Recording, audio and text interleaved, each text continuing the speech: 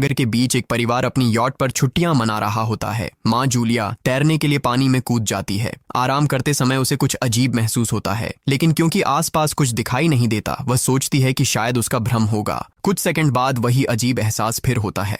इस बार भी कुछ नजर नहीं आता, लेकिन अब वह घबरा जाती है और यॉट की तरफ तैरना शुरू करती है। तभी अचानक कोई उसकी टांग खींचने लगता है और वह मदद के लिए जोर जोर से चिल्लाने लगती है। उसकी बेटी कैसी हेडफोन लगाकर म्यूजिक सुन रही होती है, इसलिए उसे कुछ सुनाई नहीं देता। पति टॉम और बेटा बेन मछली पकड़ने में व्यस्त होते हैं। जूलिया पानी के ऊपर टिकने की कोशिश करती है, लेकिन मुंह में पानी जाने की वजह से चिल्लाना मुश्किल हो जाता है। थोड़ी देर बाद टॉम को एहसास होता है कि काफी देर से उसने जूलिया को नहीं देखा। वह यॉट पर उसे ढूंढता है और फिर अपनी पत्नी को खतरे में देख लेता है। वह बच्चों को बुलाता है, यॉट को उस तरफ ले जाता है और पानी में कूद जाता है। जल्दी से जूलिया तक पहुंचकर उसे संभालता है और यॉट की ओर तैरता है। बच्चे दोनों को ऊपर खींच लेते हैं। परिवार जूलिया को संभालता है, लेकिन जूलिया खुद को समझाती है कि शायद लहरों की वजह से ऐसा हुआ होगा।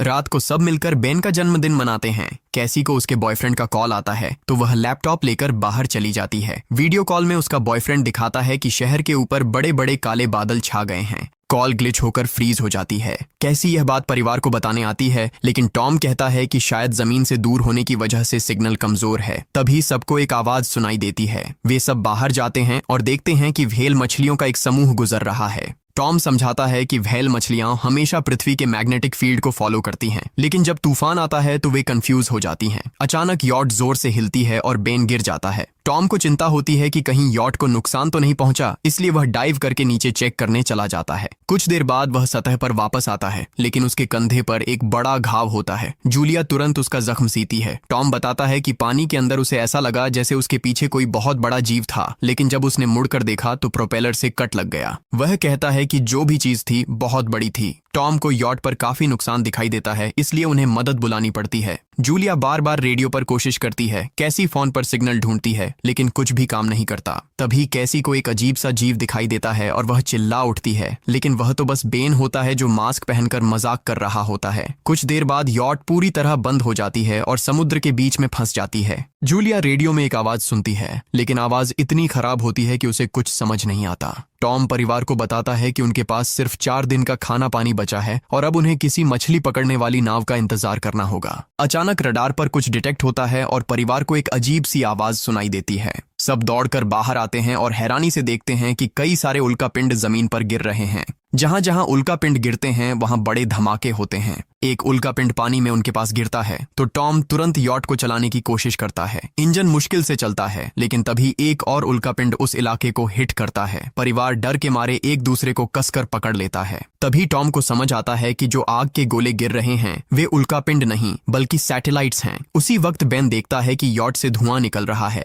टॉम चेक करता है और कंफर्म होता है कि इंजन खराब हो गया है। हवा तेज होने लगती है तो फैमिली यॉट के अंदर छुप जाती है, बिना ये नोटिस किए कि कंपास बहुत तेजी से घूम रहा है। यॉट जोर जोर से हिलने लगती है। बेन फिर से गिर जाता है और इस बार उसे चोट भी लग जाती है। लहरें तेजी से यॉट से टकरा रही होती हैं। टॉम स्ट्रगल करके बाहर जाता है और लाइफ जैकेट्स लेकर आता है। तभी पावर चली जाती है। टॉम तुरंत पावर बॉक्स का बटन प्रेस करता है और लाइट वापस आ जाती है। उस वक्त बेन नोटिस करता है कि जूलिया की नाक से खून बह रहा है। जूलिया को चक्कर आने लगते हैं, जबकि कैसी सिंक पर जाकर उल्टी कर देती है। टॉम रेडियो ट्राई करता रहता है पर सिग्नल नहीं मिलता। अचानक एक तेज हाई पिच्ड नॉइज आती है और हवा और भी स्ट्रांग हो जाती है। जूलिया दरवाजे बंद करने की कोशिश करती है, पर एक हैच खुल जाता है और हवा खिड़कियां तोड़ने लगती है। टॉम एक फ्लेयर जलाता है और थोड़ी देर बाद अंधेरा छा जाता है।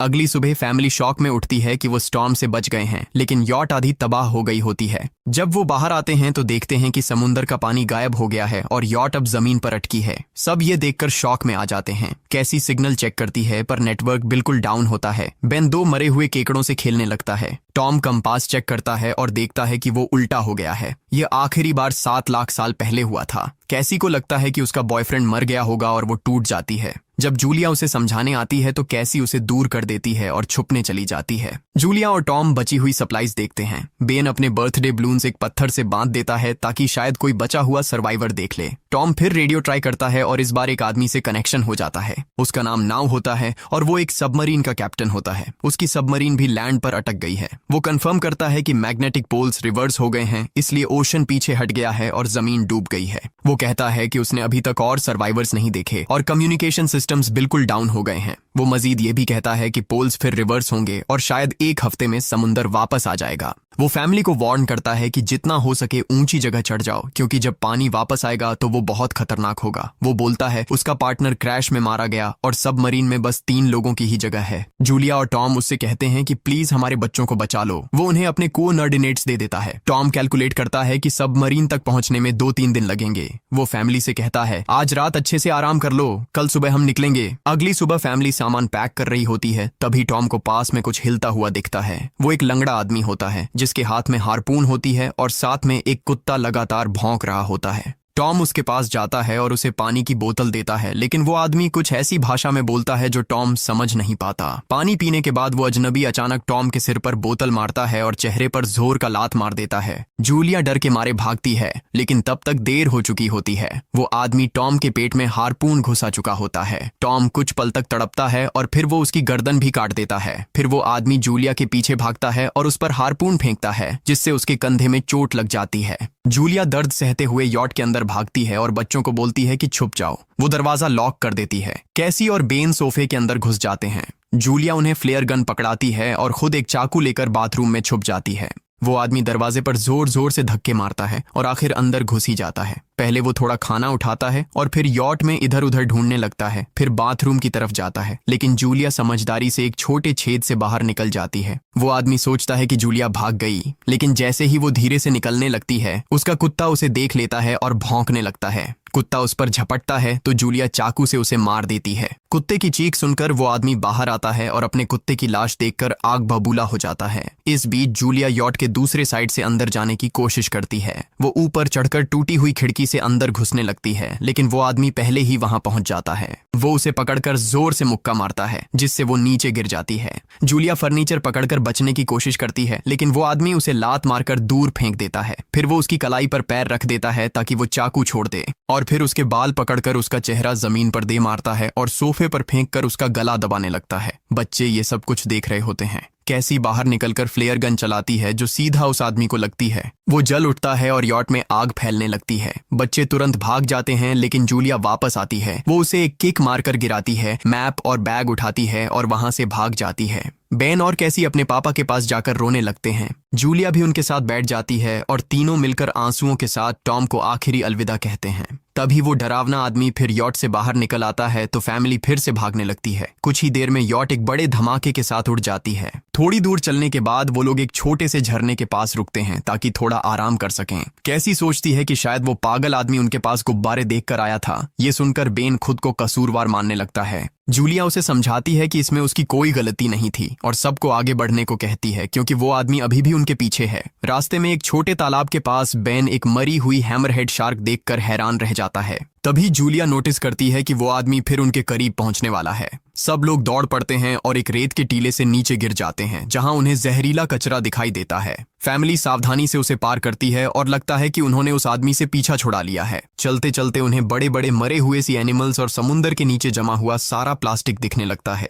बेन धीरे धीरे चलने लगता है तो जूलिया समझ जाती है कि वो डिहाइड्रेशन के करीब है। वो सबको रुकने को कहती है। जब वो पानी की बोतल देखती है तो उसे झटका लगता है। बोतल में पानी लगभग खत्म हो चुका होता है। कैसी को एहसास होता है कि शायद उसने बोतल ठीक से बंद नहीं की थी। जूलिया गुस्से में चिल्लाती है कि उसकी लापरवाही की वजह से पानी खत्म हो गया। कैसी जवाब देती है, क्या फर्क पड़ता है, वैसे भी हम बचने वाले नहीं हैं। दोनों के बीच लंबी बहस होती है, फिर भी फैमिली आगे चलती रहती है। कुछ देर बाद उन्हें एक क्रैश हुआ प्लेन मिलता है। अंदर कुछ हिलता डुलता देख सब डर जाते हैं, लेकिन वो सिर्फ कुछ पक्षी होते हैं। फैमिली तय करती है कि रात यहीं प्लेन के अंदर गुजारेंगे। वो थोड़ा सा स्नैक शेयर करते हैं और जूलिया को टॉम की जैकेट में एक फैमिली फोटो मिलती है, जिसे देखकर उसका दिल टूट जाता है। कैसी पूछती है, मॉम आप और डैड की लव स्टोरी क्या थी? जूलिया मुस्कुराकर बताती है, टॉम हॉस्पिटल में मेरा पेशेंट था। फिर एक दिन उसने फूल और एक प्यारी सी कविता देकर अपना प्यार जताया था। रात के बीच में कैसी प्लेन से बाहर जाती है। तभी वो डरावना आदमी उसे पीछे से पकड़ने की कोशिश करता है, लेकिन जूलिया अचानक पीछे से उस पर टूट पड़ती है और बार बार चाकू से वार करके उसे मार देती है। कैसी अपनी माँ को गले लगाकर शांत करती है। अगली सुबह उस आदमी की लाश पर कीड़े गुंड पड़े होते हैं। फैमिली नोटिस करती है कि उसके शरीर पर कई काटने के निशान हैं, मतलब इस एरिया में कोई खतरनाक जीव छिपा हुआ है। जैसे ही वो लोग वहां से निकलते हैं, केकड़े उसके मुंह से बाहर निकल आते हैं। कुछ घंटों बाद जूलिया और कैसी मैप देख रही होती हैं, लेकिन बेन धीरे से आगे निकल जाता है। जूलिया चिल्लाती है, रुक जाओ, लेकिन बेन एक तालाब में झुककर पानी पीने लगता है। जूलिया तुरंत उसे खींचकर बाहर निकालती है और समझाती है कि अनजान पानी उसे बीमार बीमार कर सकता है। धूप बहुत तेज हो जाती है तो फैमिली अपने सिर कपड़ों से ढक लेती है। बेन को चक्कर आने लगते हैं। तभी उन्हें कुछ पुराने कुर्सियां मिलती हैं और जूलिया कैसी उनसे एक टेम्पररी शेल्टर बना लेती हैं। जूलिया बेन को इंजेक्शन लगाती है और तय करती है कि वो रात वहीं बिताएंगे। सुबह जूलिया एक अजीब सी आवाज सुनकर उठती है। बाहर जाकर देखती है तो क्रैब्स का एक बड़ा झुंड उनकी तरफ आ रहा होता है। वो तुरंत बच्चों को उठाती है और तीनों भागना शुरू कर देते हैं। भागते भागते उन्हें एक बड़ा कार्गो शिप दिखाई देता है। वहां 3 क्रू मेंबर्स जिंदा होते हैं। एक औरत उनकी मदद करना चाहती है लेकिन बाकी 2 आदमी मना कर देते हैं और तीनों फैमिली को बाहर छोड़कर कंटेनर लॉक कर लेते हैं। क्रैब्स पास आ जाते हैं। जूलिया बच्चों को कंटेनर के ऊपर चढ़ाती है। खुद जब चढ़ने लगती है तो क्रैब्स उसके पैर को जोर से काट लेते हैं। बच्चे उसे खींचकर ऊपर चढ़ाते हैं, नहीं तो वो नीचे गिर जाती। कंटेनर के एक छेद से आधे क्रैब्स अंदर घुस जाते हैं। क्रू मेंबर्स फायरिंग शुरू करते हैं लेकिन क्रैब्स उन पर हावी हो जाते हैं और दोनों को मार डालते हैं। आखिरी आदमी छत के होल तक पहुंचता है लेकिन क्रैब्स उसे भी नीचे खींच लेते हैं और वो भी मर जाता है।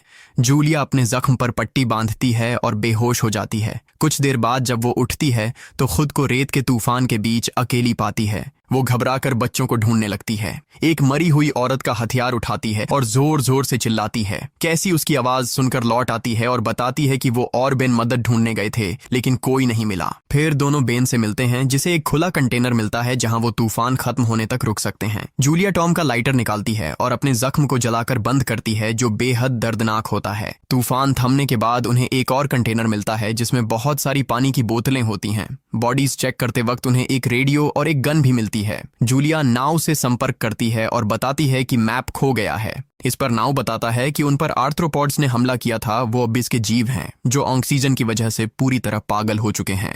अब नाव फैमिली को जल्दी करने को बोलता है क्योंकि उसके इंस्ट्रूमेंट्स ने कैलकुलेट किया है कि समुद्र उम्मीद से ज्यादा जल्दी वापस आएगा और उनके पास सिर्फ कुछ घंटे बचे हैं। वो एक फ्लेयर शूट करता है और फैमिली उस दिशा में चलना शुरू करती है। लंबी वॉक के बाद फैमिली को एक टूटा हुआ टॉयलेट मिलता है जिसमें बेन पेशाब करता है। अब वो लोग आखिरकार सबमरीन को पास ही देख लेते हैं लेकिन वहां पहुंचने के लिए उन्हें एक बड़ा चट्टानी रास्ता पार करना होगा। जैसे ही वो रास्ते से गुजरते हैं दीवारें हिलने लगती हैं और पत्थर गिरने लगते हैं जिससे एक भयानक रॉक स्लाइड हो जाता है। जूलिया तुरंत अपने बच्चों को साइड में धक्का देती है और खुद भी पीछे हट जाती है ताकि कुचली न जाए। अब एक पत्थर की दीवार उनके बीच आ गई है। जूलिया बच्चों से कहती है कि वो बिना उसके आगे बढ़ जाए लेकिन कैसी मना करती है और जोर देती है कि उसकी मां को चढ़ने की कोशिश करनी चाहिए। बहुत बहस होती है और चिल्लाने के बाद जूलिया वादा करती है कि वो बाद में अपने बच्चों को ढूंढ लेगी। मजबूर होकर कैसी अपने भाई को खींचकर आगे ले जाती है। बच्चे चट्टानी रास्ता चढ़कर सबमरीन की तरफ भागते हैं लेकिन वहां पहुंचकर देखते हैं कि नाव बाहर खून में लथपथ पड़ा है। वो समझाता है कि उसके लिए सब खत्म हो गया है और अब बच्चे सबमरीन ले सकते हैं। ये सोचकर कि एक एक्स्ट्रा जगह होगी कैसी वापस अपनी मां को ढूंढने भागती है। तभी जूलिया केकड़ों को आता देखती है और वो फायरिंग शुरू कर देती है। कुछ केकड़ों को वो मार देती है लेकिन झुंड बहुत बड़ा होता है और सबसे लड़ना मुश्किल हो जाता है। उसी वक्त कैसी दीवार के ऊपर दिखाई देती है और हाथ आगे बढ़ाती है तो जूलिया अपने घायल पैर के बावजूद तेजी से चढ़ना शुरू करती है। कैसी की मदद से वो दूसरी तरफ पहुंच जाती है और दोनों साथ में सबमरीन की तरफ भागते हैं। बेन पहले से ही ऊपर खड़ा होता है और फायर खोल देता है ताकि केकड़े डिस्टर्ब रहें जब तक फैमिली ऊपर चढ़ जाए। केकड़े नाव के शरीर तक पहुंचते ही तुरंत उसे खाने लग जाते हैं। जूलिया गन उठाती है और फायरिंग जारी रखती है जब तक बच्चे अंदर चले जाएं। जब वो सुरक्षित हो जाते हैं जूलिया समझती है कि गोलियां खत्म हो गई हैं तो वो गन केकड़ों पर फेंक देती है और अपने बच्चों के साथ अंदर चली जाती है। फैमिली हैच को अच्छे से लॉक करती है और खिड़की से केकड़ों को सबमरीन के चारों तरफ देखती है। इसी वक्त समुद्र वापस आ जाता है तो तीनों तुरंत अपनी सीटों पर बैठकर बेल्ट पहन लेते हैं और एक दूसरे का हाथ पकड़ लेते हैं। तेज लहरें सबमरीन को जोर जोर से इधर उधर फेंकना शुरू कर देती हैं जिससे जूलिया को पूरी जर्नी के विजन दिखने लगते हैं और कैसी उल्टी कर देती है। जल्दी ही वो हाई पिच आवाज वापस आती है और फैमिली बेहोश हो जाती है। कुछ देर बाद जूलिया और बच्चे होश में आते हैं और खुद को जिंदा देखकर खुश होते हैं। वो हैच अनलॉक करके बाहर निकलते हैं और देखते हैं कि लहरों ने सबमरीन को एक तबाह शहर में गिरा दिया है। यानी अब जिंदा रहने और नया जीवन शुरू करने की उम्मीद है। और यहीं पर फिल्म खत्म होती है। चैनल को सब्सक्राइब करना न भूलें और बेल आइकन जरूर दबाएं ताकि आपको ऐसे ही मजेदार वीडियो मिलते रहें।